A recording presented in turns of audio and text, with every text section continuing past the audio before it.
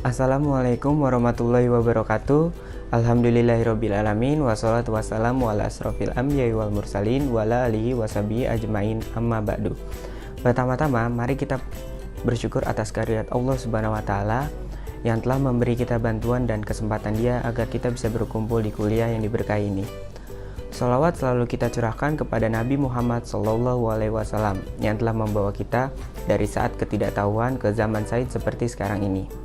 Yang saya hormati dosen pemumpu kita Bapak Dr. Andes Tadi Rizal MAG. Kami akan mempresentasikan kelompok kami yang berjudul Pancasila dalam Kajian Sejarah Bangsa Indonesia.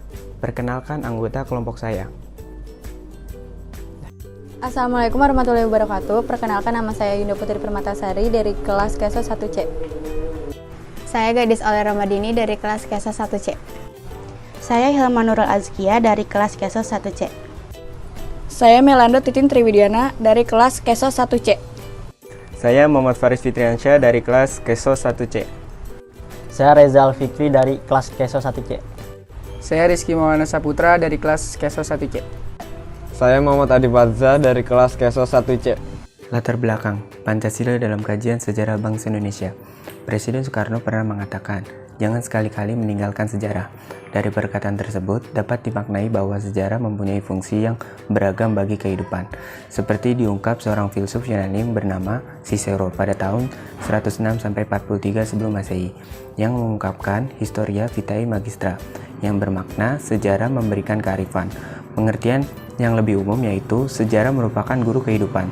Harus sejarah memperlihatkan dengan nyata bahwa semua bangsa memerlukan suatu konsepsi dan cita-cita. Jika mereka tidak memilikinya atau jika konsepsi dan cita-cita itu menjadi kabur dan usang, maka bangsa itu adalah dalam bahaya.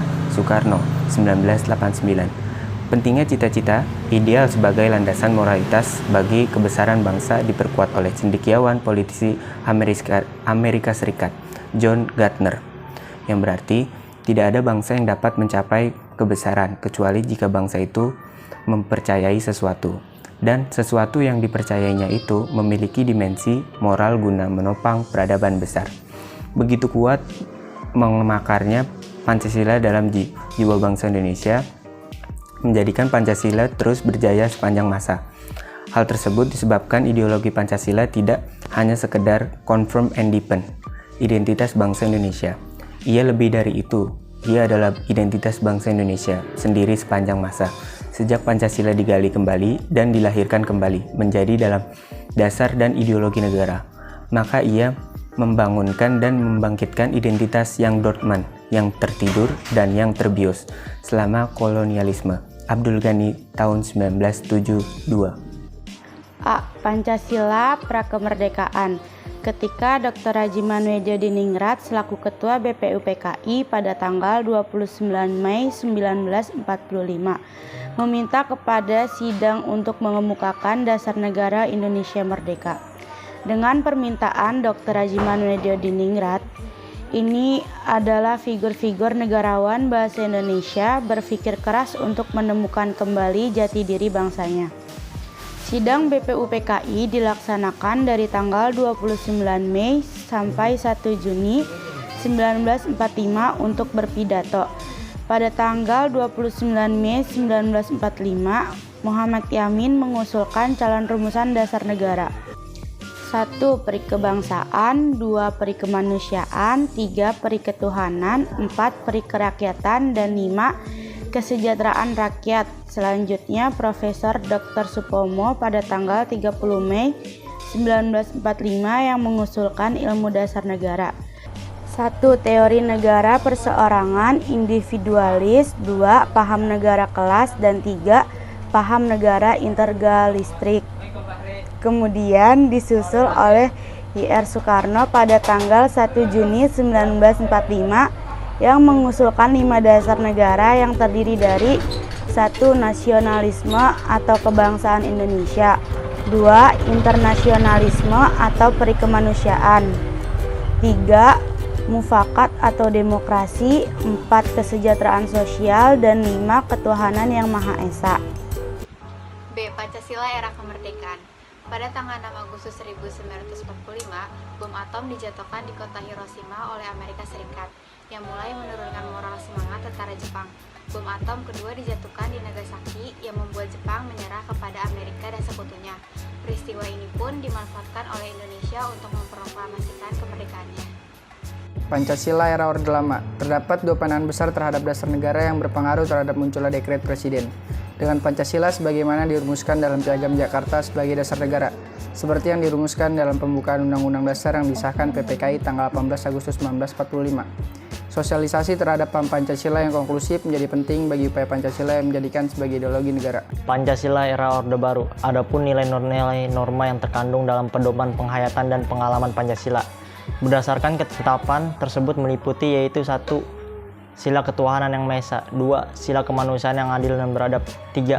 Sila persatuan Indonesia. 4. Sila kerakyatan yang dipimpin oleh hikmat kebijaksanaan dalam permusyawaratan perwakilan. 5. Sila keadilan sosial yang bagi seluruh rakyat Indonesia.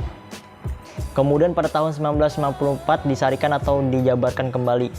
Perbedaan yang dapat digambarkan yaitu sila ke-1 menjadi 7 butir, sila kedua menjadi 10 butir, sila ketiga menjadi 7 butir, sila keempat menjadi 10 butir, sila kelima menjadi 11 butir. Dengan semakin terbukanya informasi dunia, pada akhirnya pengaruh luar masuk Indonesia pada akhir 1990-an.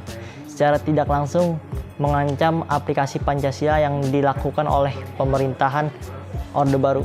Pancasila era reformasi. Saat Orde Baru tumbang, muncul fobia terhadap Pancasila. Dasar negara itu untuk sementara waktu seolah dilupakan karena hampir selalu identik dengan rezim Orde Baru. Pancasila pada era reformasi ini pada awalnya memang tidak nampak suatu dampak negatif. Namun semakin hari dampaknya makin terasa dan berdampak sangat fatal. Namun demikian, kesepakatan Pancasila menjadi dasar negara Republik Indonesia secara normatif.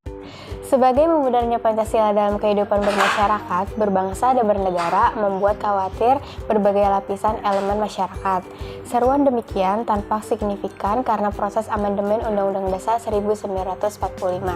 Dalam era reformasi terdapat nilai-nilai Pancasila yang dikenal dengan sebutan 4 pilar. Kebangsaan yang terdiri dari Pancasila, Undang-Undang Dasar tahun 1945, Negara Kesatuan Republik Indonesia, dan Bhinneka Tunggal Ika antara lain. 1. Kesalahan linguistik. 2. Ungkapan tersebut tidak mengacu pada realitas empiris. 3. Kesalahan kategori. Penempatan Pancasila sebagai sumber dari segala sumber hukum negara, maka penting dari kajian historis Pancasila ini ialah untuk menjaga eksistensi Negara Kesatuan Republik Indonesia. Dan saran, kesimpulan. 1. Pancasila adalah 5 dasar luhur yang ada dan berkembang bersama dengan bangsa Indonesia sejak dulu. Sejarah merupakan deretan peristiwa yang paling berhubungan. Peristiwa-peristiwa masa lampau yang berhubungan dengan kejadian masa sekarang dan semuanya bermuara pada masa yang akan datang. 2. Orde Baru berkehendak ingin melaksanakan Pancasila dan Undang-Undang Dasar 1945 secara murni dan konsekuen sebagai kritik terhadap Orde Lama yang telah menyimpang dari Pancasila melalui P4, Pedoman, Penghayatan, dan Pengamalan Pancasila atau Eka Prasetya Pancakarsa. 3. Gerakan reformasi telah membawa perubahan-perubahan dalam bidang politik dan usaha penegakan kedaulatan rakyat, serta meningkatkan peran serta masyarakat dan mengurangi dominasi pemerintahan dalam kehidupan politik. 4. Masa demokrasi Pancasila pada era reformasi berusaha mengembalikan perimbangan kekuatan antara lembaga negara, antara eksekutif, legislatif, dan yudikatif, mengutamakan kepentingan masyarakat, bangsa, dan negara, tidak memaksa kehendak pada orang lain, selalu diliputi oleh semangat kekeluargaan. 5. Kecenderungan Orde Baru dalam memandang Pancasila sebagai doktrin yang komprehensif, terlihat pada anggapan bahwa ideologi sebagai sumber nilai dan norma, dan karena itu harus ditangani melalui upaya indoktrinasi secara terpusat. Reformasi dilakukan ke arah suatu perubahan, ke arah kondisi serta keadaan yang lebih baik. Perubahan yang dilakukan dalam reformasi harus mengarah pada suatu kondisi kehidupan rakyat yang lebih baik dalam segala aspeknya. Saran, Pancasila merupakan kepribadian bangsa Indonesia yang mana setiap warga Indonesia harus menjunjung tinggi dan mengamalkan sila-sila dari Pancasila tersebut dengan setulus hati dan penuh rasa tanggung jawab agar Pancasila tidak terbatas pada coretan tinta belaka tanpa makna. Terima kasih telah menyimak presentasi dari kelompok kami. Selanjutnya kita buka sesi tanya jawab. Assalamualaikum warahmatullahi wabarakatuh. Saya Muhammad Faris Fitriansyah dari kelas KESO 1C ingin menjawab pertanyaan dari Putri Nadila Lesya dari kelompok 4. Pertanyaannya, di manakah terdapat kalimat linguistic mistake atau kesalahan linguistik? Kesalahan itu seperti apa? Tolong jelaskan. Jawabannya, kesalahan bahasa yang dilihat dari unsur linguistik yaitu ejaan, morfologi, sintaksis, dan leksikon. Selanjutnya, saya ingin menjawab pertanyaan Nabila Rahmadevani dari kelompok 3. Pertanyaannya, mengapa Pancasila sebagai pandangan hidup bangsa Indonesia dan dinilai sangat penting bagi masyarakat Indonesia? Jawabannya, karena Pancasila dijadikan petunjuk atau pedoman hidup bagi masyarakat Indonesia dalam segala kegiatan manusia. Manusia sebagai makhluk ciptaan Tuhan dalam perjuangan untuk mencapai kehidupan yang sempurna memerlukan nilai-nilai luhur yang dijunjunginya sebagai suatu pandangan hidup.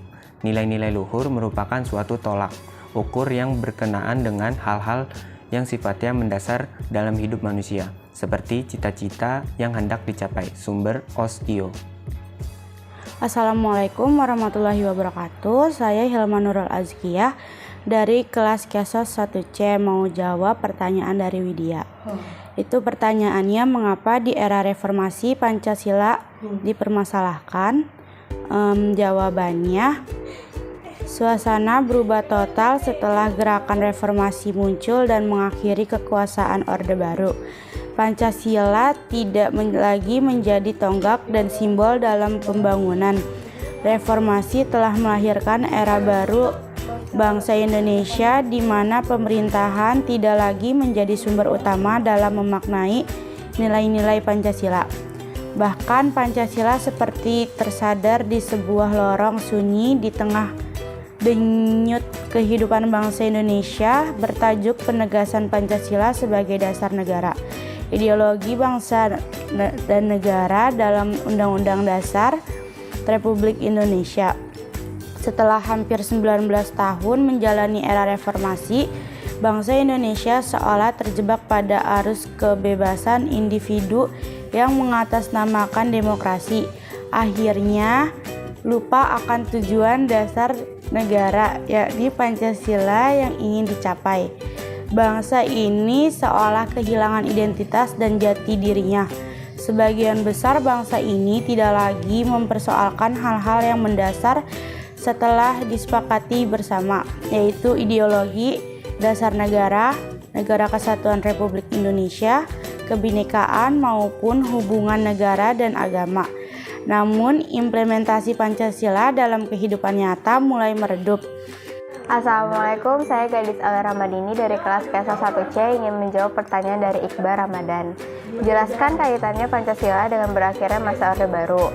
Jawabannya, dengan semakin terbukanya informasi dunia pada akhirnya pengaruh luar masuk Indonesia pada akhir 1990-an yang secara tidak langsung mengancam aplikasi Pancasila yang dilakukan oleh pemerintah Orde Baru. Demikian pula demokrasi semakin senter mengkritik praktek pemerintah Orde Baru yang tidak transparan dan otoriter, represif, korup, dan manipulasi politik yang sekaligus mengkritik praktek Pancasila. Meski demikian, kondisi ini bertahan sampai dengan lengsernya Presiden Soeharto pada 21 Mei 1998. Yang kedua, saya ingin menjawab pertanyaan dari Indah Ramadhani. Apa makna penting dari kajian historis Pancasila dalam kehidupan sehari-hari? Jawabannya, kita dapat menerapkan di dalam kehidupan sehari-hari seperti beribadah sesuai agama masing-masing, saling tolong-menolong, bertoleransi, mencintai negara Indonesia dengan cara menjaga warisan budaya yang ada, menyelesaikan masalah dengan musyawarah, tidak memaksa kehendak kita saat bermusyawarah, menerima hasil musyawarah dengan lapang dada, bersikap adil kepada setiap orang yang ada di sekitar kita, menjalankan kewajiban kita, dan menghormati hak orang lain. Assalamualaikum warahmatullahi wabarakatuh. Saya Rizky Maulana Saputra, kelas KESO 1C ingin menjawab pertanyaan dari saudari Nur Farihah. Pertanyaannya, gimana jika Indonesia tanpa Pancasila? Yang pertama, hubungan antara warga dan pemerintah akan hancur. Kedua, negara akan cepat runtuh. Ketiga, negara akan mudah diserang. Keempat, terjadi keributan di mana-mana dan masalah di mana-mana. 5, negara akan hancur lebur karena warga negaranya tidak bersatu. Saya Muhammad Adi Barza ingin menjawab pertanyaan dari Ranil. Apa makna dari kajian historis Pancasila? Kajian penting dari kajian historis Pancasila ini ialah menjaga eksistensi Negara Kesatuan Republik Indonesia. Karena itu, seluruh komponen bangsa harus secara imperatif kategoris menghayati dan melaksanakan Pancasila baik sebagai dasar negara maupun sebagai pandangan hidup bangsa. Dengan berpedoman kepada nilai-nilai Pancasila dan pembukaan Undang-Undang 1945 dan secara konsisten menaati ketentuan-ketentuan dalam pasal UUD 1945. Assalamualaikum warahmatullahi wabarakatuh. Saya Melando Titin Triwidiana dari kelas KESO 1C ingin menjawab pertanyaan dari Syifa Tuko Jauza. Pertanyaannya, mengapa di era reformasi Pancasila dipermasalahkan? Jawaban, Pancasila dijadikan sebagai political force di samping sebagai kekuatan ritual. Begitu kuatnya Pancasila digunakan sebagai dasar negara. Maka pada 1 Juni 1968, Presiden Soeharto mengatakan bahwa Pancasila sebagai pegangan hidup bangsa akan membuat bangsa Indonesia tidak loyo. Bahkan jika ada pihak-pihak tertentu mau mengganti, merubah Pancasila dan menyimpang dari Pancasila pasti digagalkan. Selanjutnya pada tahun 1968, Presiden Soeharto mengeluarkan instruksi Presiden nomor 12 tahun 1968 yang menjadi panduan dalam mengucapkan Pancasila sebagai dasar negara. Akan menjawab pertanyaan kedua dari Latifatul Latifah. Pertanyaannya, penyimpangan apa saja yang terjadi di masa Orde Baru? Jawabannya, 1. Maraknya terjadinya korupsi kolusi dan nepotisme atau KKN di pemerintahan. 2. Pembangunan yang dilakukan pemerintah tidak dilakukan secara merata sehingga terjadi kesenjangan pembangunan antar daerah. 3. Terjadinya beberapa pemberontakan diakibatkan ketidakpuasan dari tiap-tiap daerah atas kesenjangan pembangunan. 4. Terjadinya kecemburuan sosial antara penduduk pribumi dengan para imigran yang datang karena imigran diberikan tunjangan yang lebih besar. 5. Terjadi kesenjangan ekonomi antara penduduk kaya dan penduduk miskin. 6. Terjadinya pelanggaran HAM atau hak asasi manusia dari berbagai etnis pendatang di Indonesia. 7. Tidak adanya kebebasan berpendapat. 8. Tidak adanya kebebasan dalam kebijakan pers. 9. Keamanan dan kedaulatan negara dilakukan dengan cara kekerasan, yaitu dihadirkannya penembok misterius. 10. Tidak ada penurunan kekuasaan presiden. 11. Terjadinya penyimpangan dalam sistem administrasi dan birokrasi pemerintah di Indonesia. Indo Putri Permatasari ingin menjawab pertanyaan dari Muhammad Syafri. Muhammad Yamin mengusulkan dasar negara pada tanggal berapa dan apa saja rumusan dasar negara tersebut? Muhammad Yamin mengusulkan dasar negara pada tanggal 29 Mei 1945 dan rumusan dasar negara tersebut yang dirancang Muhammad Yamin adalah sebagai berikut. 1. Peri kebangsaan, 2. Peri kemanusiaan, 3. Peri ketuhanan, 4. Peri kerakyatan, dan 5. Kesejahteraan rakyat.